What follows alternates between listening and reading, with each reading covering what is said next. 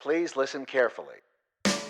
Hello, universe. Welcome to the Optimist Daily Update. I'm Ariel Tienko. And I'm Summers McKay. And we are part of the team behind the Optimist Daily, making solutions the news. We bring you reader-funded solutions news every day in order to change the tenor of news media, social media, and the direction of your day to help us all get focused on solutions. 7 days a week, we publish positive news stories written by award-winning journalists and delivered online to your inbox and through our social channels. And also, we are sharing solutions in a commute-worthy, walk-worthy, home office-worthy, bikinis and bouquets-worthy podcast. Today is Tuesday, the 29th of March, 2022. Good morning, dear. How are you? Good morning, Summers. I see you're hinting at our stories in the intro. Yes, I feel like I get to tap into my inner creativity when I tweak that intro. It's funny, though, because we are talking about springtime and we are talking about springing things forward, but I'm looking at myself in the record. And this morning, I was out in my garden planting some pots, and I planted a hibiscus tree. But the amount of wind that is happening in my yard right now, I literally look as windblown as I think I've ever looked. It's quite a springtime windblown look right now. You know how in photo shoots they do the fan? Mm-hmm. Yeah, you look windswept in a stylish way. I'm also covered in dirt because it is very windy out there. And it was actually so windy and so dusty that Denali Sally did not want to come inside for the pod record and instead wanted to play outside and continue to chase leaves and butterflies. That sounds really nice, actually. But gardening, that's a springtime thing to do. Yeah. And it's like a me day thing. Mm-hmm. When I was picking up the plants, I was calling it dirt therapy. That's a good one. I need my dirt therapy. And actually, you and I haven't touched base this week yet. But yeah, over the weekend on Sunday, I actually got like a whole me day.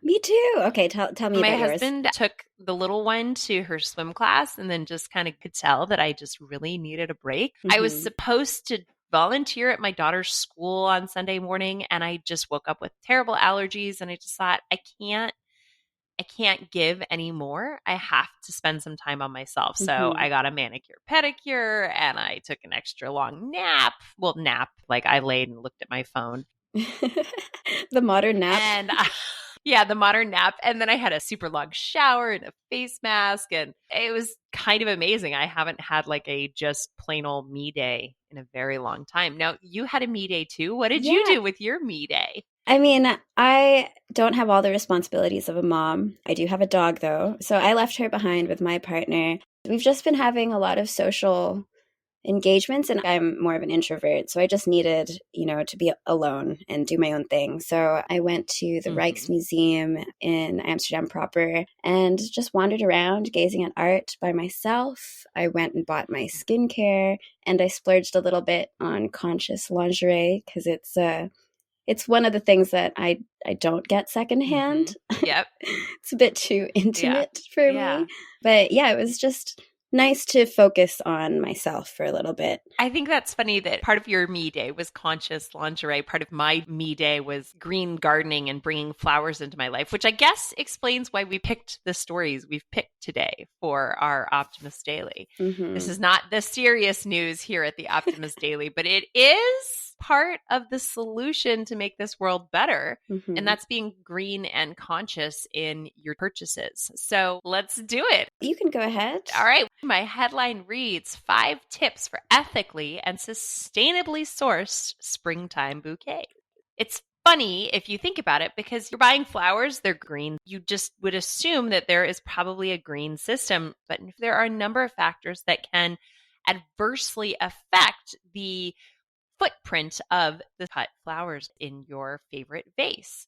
Before you commit to buying flowers, you might want to consider that not all arrangements are actually ethical or sustainable. In fact, florists often use flowers that are imported from far away to meet demand for variety, and they often use non-sustainable farms or non-fair trade farms to source those flowers. Some of the biggest exporters of flowers include Netherlands, Kenya, Colombia, Ecuador, and Malaysia. Traveling such distances, these flowers have high CO2 emissions.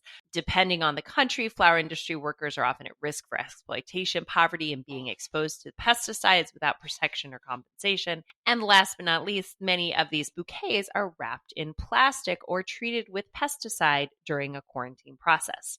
How can you source ethical and sustainable flowers? This first solution, I think, is great if it works for where you live. It is not something that's going to work for everybody, but it is buy locally grown flowers. Now, it's hard to know where your flowers come from, so feel free to just directly ask your florist or whoever is selling it where they sourced it from.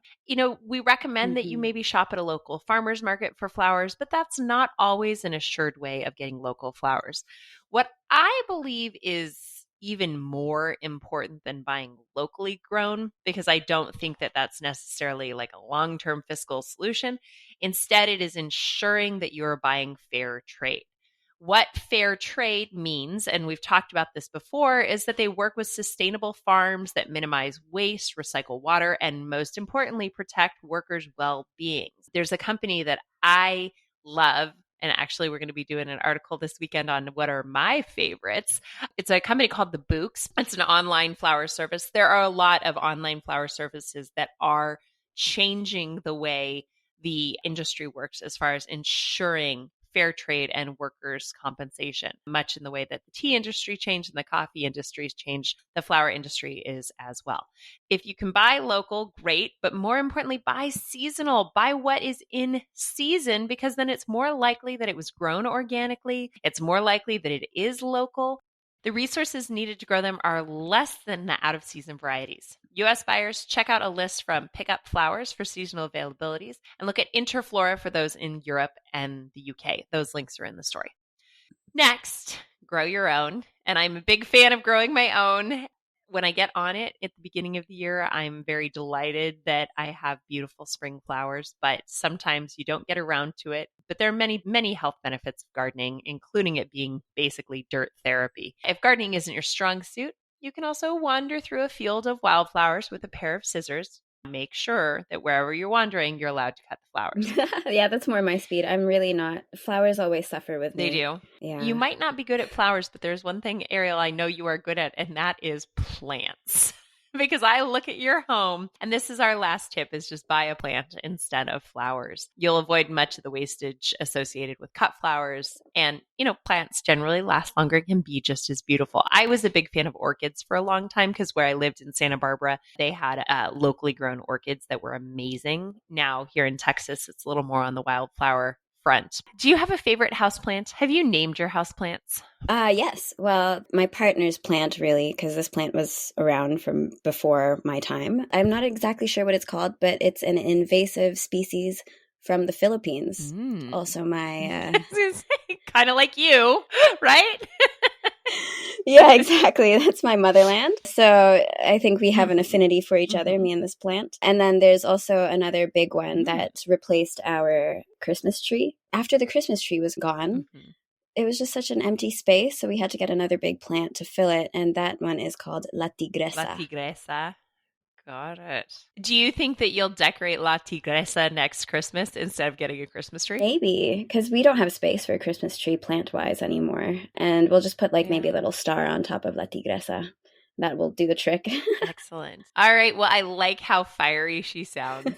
What do you want to talk about today? Along the lines of sustainable lingerie, which for me is, I just wouldn't get it secondhand. That's just me. I don't know if other people have other boundaries.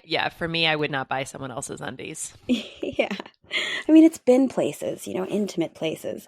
Another thing that I would maybe not get secondhand is swimwear. So my headline reads, in the market for sustainable swimwear, these are the fabrics to look for.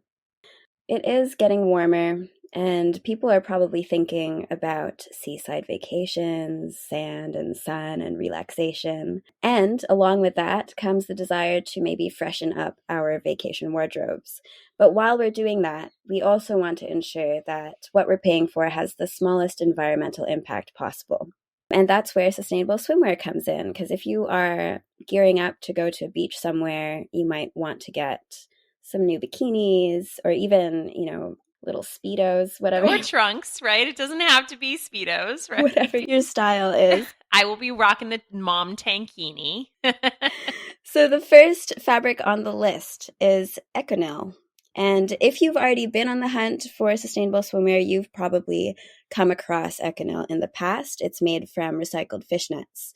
And as we all know, there are hundreds and thousands of tons of fishing gear that's polluting our oceans every year. So it only makes sense to collect that waste and then turn it into a usable fabric. Mm-hmm. It's probably one of the most well-known sustainable swimwear fabrics right now. However, it's also worth noting that this fabric is still made of plastic. So that means when you wash it, the fabric can still release microfibers, and you should minimize that effect by, just hand washing anything Econil. Mm-hmm. On the article, by the way, we do list the brands that carry swimwear lines with the following materials. So check it out. The next material on the list is called Amni Sol Eco. Sounds very eco-friendly already. Mm-hmm. And it's created by a Belgian company called Solvay.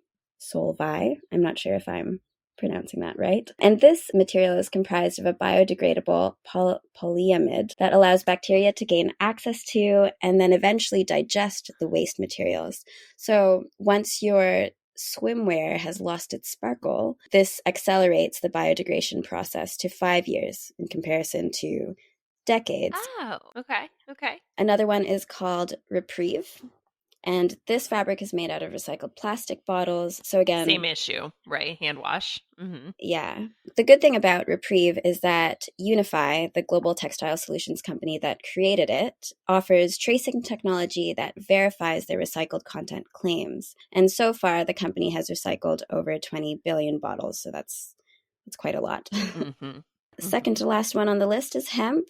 Hemp is grown without pesticides, and it enriches the soil, and it absorbs CO2 emissions from the atmosphere. So those are all great things. Other accolades of hemp include its antimicrobial quality, UV resistance, and durability. So since it has all of this naturally, people who are using hemp just avoid harsh chemicals that make synthetic fabrics antimicrobial, UV resistant, et cetera, et cetera. Why aren't we using more hemp for everything? I don't know. That's a good question. It's just a lot of the time I see hemp and it's kind of in that earthy tones, and maybe because it's a bit harder to dye and to color, and I don't know. We should do a deep dive into hemp as a solution. Yeah, maybe that'll be another topic. Yeah. And last but not least, we have Ulex, which is a sustainable alternative to neoprene. Mm-hmm. And that's the slick-looking fabric that's often used in wetsuits. So if you're a surfer, you'd probably already be familiar with neoprene at least. Mm-hmm. And neoprene is a synthetic type of rubber, and it's comprised of limestone or petroleum, while Ulex offers a plant-based material that is soft, supple, lightweight, and stretchy. So perfect for surfers. Okay. Since it's derived from only natural rubber from sources that are Forest Stewardship Council certified by the Rainforest Alliance, it is definitely a good bet because natural rubbers obviously come from trees, which absorb carbon through their lifespan and also reduce CO2 emissions by up to 80%. So yeah, this is the list of sustainable swimwear fabrics. And as I mentioned before, you can check out brands that have these fabrics in their swim lines on the article. And if you just really want to be truly sustainable, skinny dipping it is. Yeah, do it. Yeah, let's get to it. Okay, guys, happy spring. We're going to wrap up because we have another meeting to go to. We have a few more headlines, 3 tips to get the most out of your reading time. Grow these plants around your home as natural mosquito repellents. Ooh, Ariel, you and I need to both read that one. Yep. Why you should make meditation part of your morning routine. Want to buy EV? Make a plan first. What else? So we've got a headline that reads, how do solar panels break and how do we fix them? Fix these common mistakes to take your interviews from good to great. 6 surprising ways to boost your creativity and why we need more rooftop gardens amidst a changing climate. All of that and more is available on theoptimistdaily.com. We promise to continue to share positive, solution-based stories with ideas on how you can participate in this changing world and ensure it is changed for the good. And to continue covering the current events with accuracy, legitimate sources, and offer you the information needed most to chart new paths for all of us. And if you have not yet already, it is the last 2 days of March, and I need your help to meet our March goal. We are 10 emissaries short of our goal, so become an emissary. Join online. Go to optimistdaily.com and support reader-funded independent journalism. Help us keep the Optimist Daily free to all who need it, supported by those who can. Thanks, everybody. We'll be back tomorrow with more solutions. I'm not sure if I'm pronouncing that right.